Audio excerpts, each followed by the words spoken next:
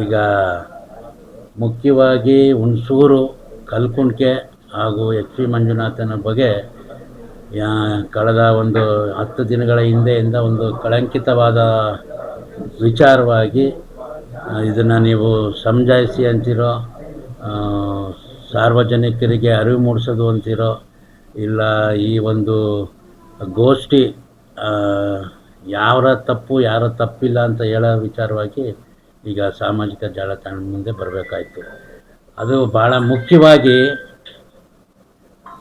ಕರ್ನಾಟಕ ರಾಜ್ಯದ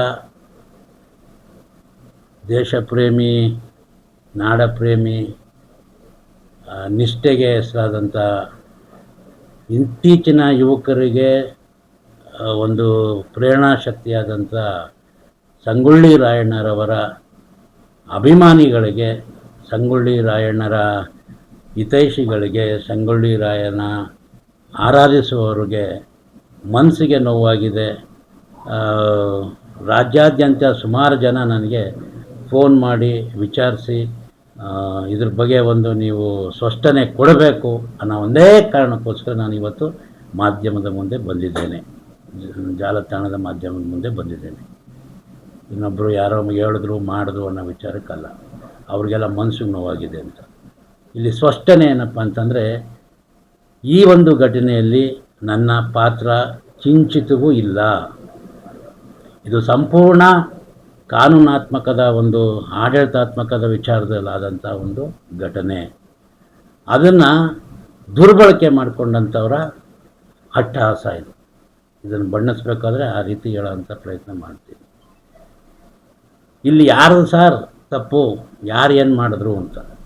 ಮೊದಲನೇದಾಗಿ ನನಗೆ ಯಾರ್ಯಾರು ನಾಯಿ ಕಚ್ಚಿರೋರು ಯಾರು ನೋಡಿದ್ದೀರಾ?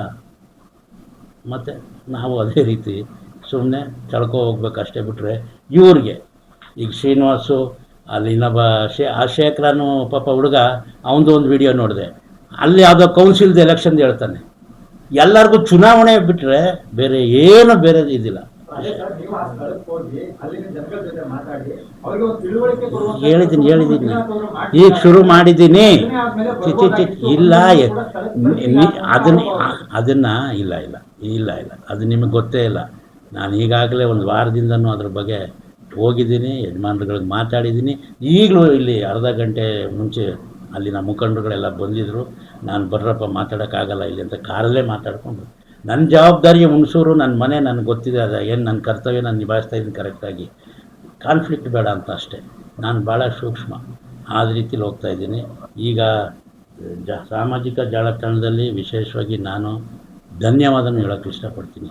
ನಾನು ಬರೀ ಹುಣಸೂರಲ್ಲಿ ಎಲೆಮರೆ ಕಾಯಿದ್ದಂಗೆ ಇದ್ದವನು, ರಾಜ್ಯಕ್ಕೆ ಬೆಳಕಾಗೆ ಬಂದಂಗೆ ಆಯಿತು. ಈ ವಿಚಾರದಲ್ಲಿ ನಮ್ಗೆ ಏನು ಮಾಡಿದ್ರು ದೇವರು ಒಳ್ಳೆಯದೇ ಮಾಡ್ತಾನೆ ಅಂತ ಬಲವಾಗಿ ನಂಬಿರೋದಕ್ಕೆ ಇದೊಂದು ಸಾಕ್ಷಿ.